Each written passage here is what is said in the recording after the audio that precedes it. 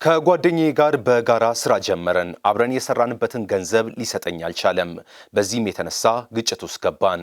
ሊያጠቃኝ ሲመጣም ራሴን ለመከላከል ያደረኩት ሙከራም የሱን ህይወት ቀጠፈው። ዛሬ ባለታሪካችን በማረሚያ ቤት ውስጥ ሆነው በጸጸት ውስጥ የሚናገሩት ታሪካቸው ነው። ሰላም ጤና ይስጥልን የተከበራችሁ ተመልካቾቻችን፣ ይህ የብስራት የዩቲዩብ ቻናል ነው። በየዕለቱ አዳዲስ ትኩስና ወቅታዊ መረጃዎች ይደርሷቸዋል። እንደዚሁም በራስ አንደበታቸው ከማረሚያ ቤት ውስጥ ሆነው ጸጸታቸውን የሚነግሩን በርካታ ታራሚዎችን ታሪክም በየጊዜው ወደ እናንተ እናቀርባለን። እኔ ስምዖን ደረጄ ነኝ። ከመላው የዝግጅት ክፍሉ ጋር በመሆን የዛሬውን ታሪካችንን እነሆ ከአሁን ሰዓት ጀምሮ እንነግራችኋለን። የታራሚውንም ድምፅ በቀጥታም እናሰማችኋለን። ጋሻው ይባላሉ የዛሬው ባለታሪካችን። በልጅነታቸው በአካባቢያቸው ካለው ትምህርት ቤት ገብተው እየተማሩ ልጅነታቸውን አሳልፈዋል። ሻሸመኔ ከተማ በአጋጣሚ ሲሄዱ ውትድርና የጀመሩበትንም ህይወት ያነሳሉ። ወደኋላ ስንመለስ ግን ጋሻው ሰጣርጌም ትውልድና እድገታቸው በምዕራብ አርሲ ዞን ቆሬ በተባለ አነስተኛ መንደር በ1959 ዓ.ም ነበረ። የሻሸመኔ ከተማ የመጡበት ህይወታቸው ወደ ውትድርናው ዓለም እንዲቀላቀሉ እድል ፈጥሮላቸዋል።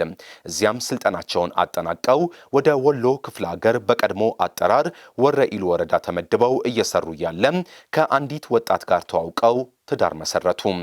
የልጅቷ ቤተሰብ ይሄ ትውውቅ ደስተኛ በመሆናቸው ይህ ትዳር በቶሎ እንዲፋጠን እገዛ አድርገዋል። የልጅቷን ቤተሰብ ደስተኛ ሆነው እየኖሩ ሳለ በድንገት የስርዓት ለውጥ ተከሰተ። ወታደሩ ሲበተን እርሳቸውም መቸገር ጀመሩ። በዚህም የትዳር አጋራቸውን በመያዝ ወደ ትውልድ አገራቸው መመለሳቸውን ይናገራሉ። ትውልድ አካባቢያቸው እንደደረሱ የተለያዩ ስራዎችን በመስራት ኑሮ መምራት ጀምረው እያሉ አብረው ለመስራት ከአንድ ሰው ጋር መግባባት ጀመሩ። ይህ መግባባትም በቶሎ ስራ እንዲሰሩ እድል ፈጠረላቸው። ከፍተኛ ገንዘብ የስራ ባልደረባቸው እጅ ይገባና ገንዘቡን ስጠኝ አልሰጥህም የሚል ንትርክ የተጀመረው ግን ብዙም ሳይቆይ ነበረ። በዚህ ቅራኔ ውስጥም ገቡ። ትናንትና መተህ ትናገረኛለህ በማለት ጓደኛቸው እንደተናገሯቸውና እሳቸውን በመያዣነት የስራ ባልደረባቸውን አንድ ዕቃ በመያዝ ይቀመጣሉ። ይህንን ዕቃ ደግሞ የስራ ባልደረባቸው በሆነ ሰዓት መጥተው ከአቶ ጋሻው ቤት ለመውሰድ ሲመጡም አለመግባባት ይፈጠራል። የስራ ባልደረባቸው በጉልበት ለመውሰድ እንደሞከሩና በዚህም ስለት ያለው ጩቤ ይዘው ጋሻውን ለመውጋት ሲሞክሩ ባላቸው የውትድርና ብቃት እንደዚሁም ትምህርት በመጠቀም በመንጠቅ በገዛ ጩቤው የስራ ባልደረባቸውን 6 የተለያዩ የሰውነት ክፍሎቹ ላይ በመውጋት ጉዳት ያደርሱበታል። ይህንን ካደረጉ በኋላ ወዲያው በስራ ምክንያት ለሚያውቁት የፖሊስ ባልደረባ ደውለው የተፈጠረውን አስረድተው እጃቸውን ለፖሊስ ይሰጣሉ። ተጎጂው የስራ ባልደረባቸው በደረሰበት ጉዳት በነጋታው ህይወቱ ያልፋል። በጋሻው ላይ ምርመራ ተጣርቶ በአቃቢ ክስ ተመስርቶ ጥፋተኛ ተብለው በፍርድ ቤት ውሳኔ ተላልፎባቸዋል። ከዛ በፊት ግን አቶ ጋሻው ያቺን ቀን እንዲህ በራሳቸው አንደበት ያስታውሱናል። ቋንት ጋሻው ሰጣርጌ በ1959 የተወለድኩበት አካባቢ ቆሬ ይባላል። ቀበሌው ደግሞ ቆቤሳ ይባላል። ሰው እሳቸው ይሄ ልጅ እንደው አማች ብናደርገው ምናምን ብሎ ከዛ ወሰዱኝ። እዛ ልጆቿን አገኘው። ልጅቷን ከዛ ሰጡ። ልጅቷ ጊዜ ልጅ ነበረች። እሷም ከሷ ጋር ተገናኘን።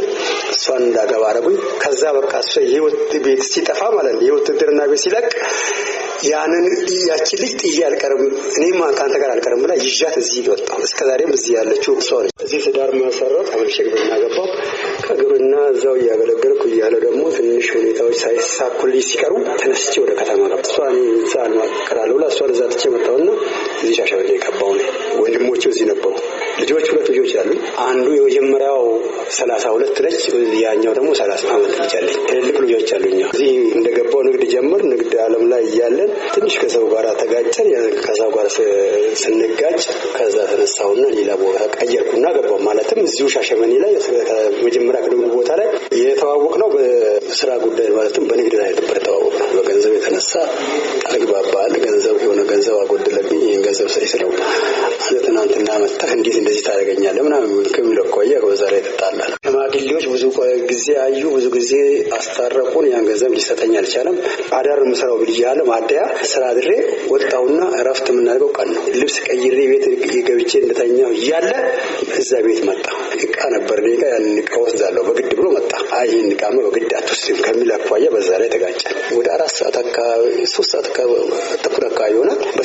እዚህ ጋር ሲወጋኝ እንደዚህ ከስለቱ ከፍ ብያስኩና እኔም ከተናገርኩ በኋላ ከሱ እንደተቀበለ ምን እንዳልኩት ማለት እንደዚህ 3 ቦታ 4 ቦታ ይሁን 5 ቦታ ይወጋውት ደጋግሜ ነው የወጋውት። በተቀበልኩ ስለት ደጋግሜ ወግቼዋለሁ። ፊቴ ሲወድቅ ብቻ ነበር ጓደኛ ደወልኩና እንደዚህ አይነት ነገር አጋጠመኝ ና እኔ ጋር ስለው ወዲያው መኪናው ይዞ መጣ። እሺ አሁን ይተርፋል ምናምን አይደል? አይ ይተርፋል ማቀው ነገር የለም ሰውዬው ወድቋል። እኔ ምን እንደማወራው ቀላቅም ስለው እኔ ወደ ጣቢያ እርሱ ሞተ እና በዚህ አጋጣሚ እዚህ ገብቻለሁ። በፍርድ ቤትም ተያረኩትን ነገር የተደረገው ነገር ነው የተናገርኩት። እስካሁን የሚቆጨኝ ልጆቼን ቦታ ባለማስያዜ ብቻ ነው። ከጓደኞቼ ወደ ኋላ መቅረቴ ይቅር ይለኛል። መጀመሪያ ታግሼም ነበረ ሸሽቼም ነበረ። በቃ ስለት እጄ ላይ ካረፈ በኋላ ምን እንደሆንኩም አላወኩም እና ያቺን ነገር አልፌ ቢሆን ኖሮ ዛሬ እዚህ ደረጃ ላይ አልገኝም ነበር። ዛሬ ጓደኞቼ ብዙ ነገር ሰርተዋል፣ ብዙ ነገር አልፈዋል። ዛሬ ልጆችን ሳላስተምር ራሱ ልጆቻውን አንድ ታላቋ ልጅ የምለው እንደውም የአእምሮ በሽተኛውን አብይ ነበር። እሷን አስታምሜ አማኑኤል ራሱ ከዚህ ከሻሸመኔ ለ4 ዓመት ተመላልሼ ልጅ ራሱ ተሻላል። እሺ ያሳከሟት ልጅ አንድ ቦታ ባለማድረስ ራሱ እስከዛሬ ይቆጨኛል። እዚህ ባልገባ ኖሮ ይሄ ነገር ባያጋጥመኝ ኖሮ እንደማንኛውም ሰው እኔም ልጅ ነው የሆነ ቦታ አደርሳታለሁ የሚለው እና የወንጀል ቆንጆ የለም፣ የሥራ ቆንጆ እንጂ የወንጀል ቆንጆ የለም። ያችን ደቂቃ አልፌ ያቦን እንዳልከው ያኔ ብዙ ደረጃ የነዛ 2 ልጆችን ወንዱ ልጅ የማውን ወዲህ ያለ ብዙም ስራም አየለው እስከዛሬ ትዳር አላየም። ትምህርቱንም አቋርጧል በእኔ ሰበብ የተነሳ ማለት ነው እና ይሄ ትልቅ ጉዳት ያደረሰብኝ የስነ ልቦና ጉዳት ያደረሰብኝ ይሄ ብቻ። ፍርድ ቤቱ አቶ ጋሻውን ጥፋተኛ በማለት በእድሜ ልክ እስራት እንዲቀጡ ውሳኔ አሳልፎባቸዋል። ነገር ግን አቶ ጋሻው ይግባኝ በማለታቸው የፍርድ ቤቱ እስራት ቀንሶም በ20 ዓመት እስራት እንዲቀጡ ውሳኔ ተላልፎባቸዋል። የ2 ልጆች አባት የሆኑት አቶ ጋሻው ዛሬ በማረሚያ ቤት ላይ ሆነው ቀደም ሲል ባሰማዋችሁ ድምፅ ዛሬ ላይ ሌሎች ከኔ ታሪክ ሊማሩ ይገባል ሲሉ ይናገራሉ። የዛሬውን ታሪካችንን እዚህ ጋር አበቃን። በያላችሁበት ጥሩ ጊዜ ይሁንላችሁ።